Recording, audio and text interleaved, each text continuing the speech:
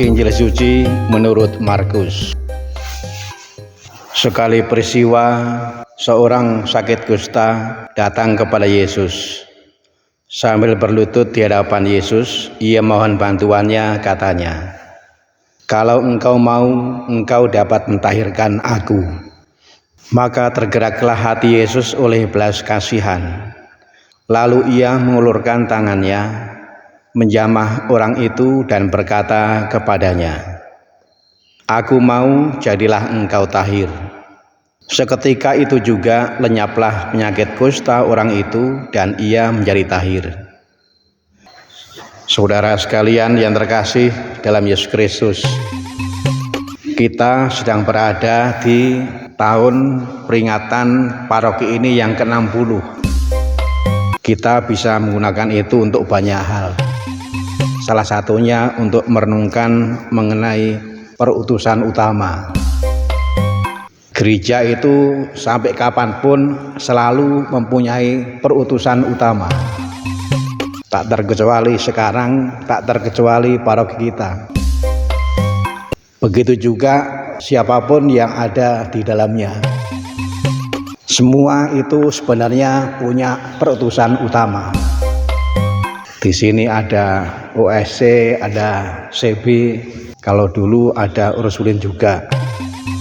Itu pun juga punya perutusan utama. Lalu kemudian yang lain itu ada awam.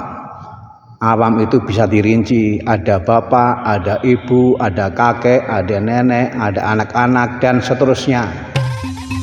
Semua itu mempunyai perutusan utama. Dalam rangka peringatan paroki ini yang ke-60, baik kalau itu juga menjadi salah satu yang direnungkan, perutusan utama. Mengapa sekarang ini hal tersebut baik untuk direnungkan? Karena sekarang ini banyak orang yang gagal fokus.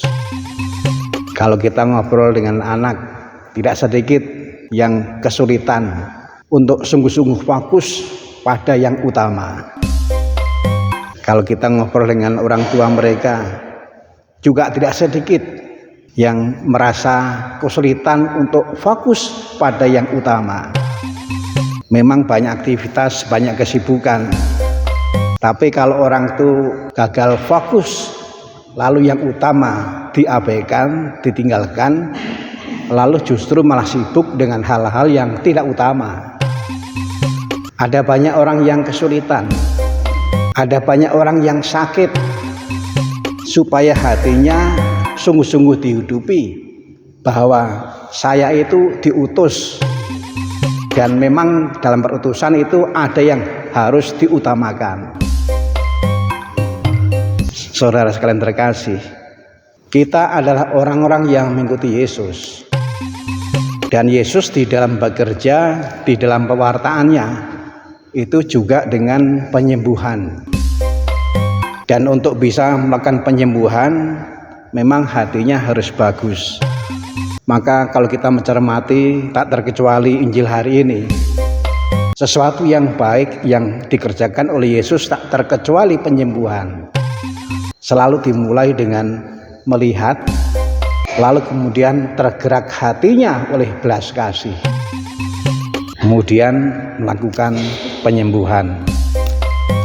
Mudah-mudahan 60 tahun paroki kita ini juga membantu semakin meningkatkan hati kita seperti Yesus yang tergerak hatinya untuk saling membantu, supaya yang merasa sudah fokus pada perutusan utamanya makin fokus, lalu yang gagal fokus, yang kesulitan untuk fokus, rendah hati mau dibantu untuk semakin mampu sungguh-sungguh menghidupi apa sih sebenarnya yang menjadi tugas utama. Itulah salah satu untuk menandai 60 tahun paroki.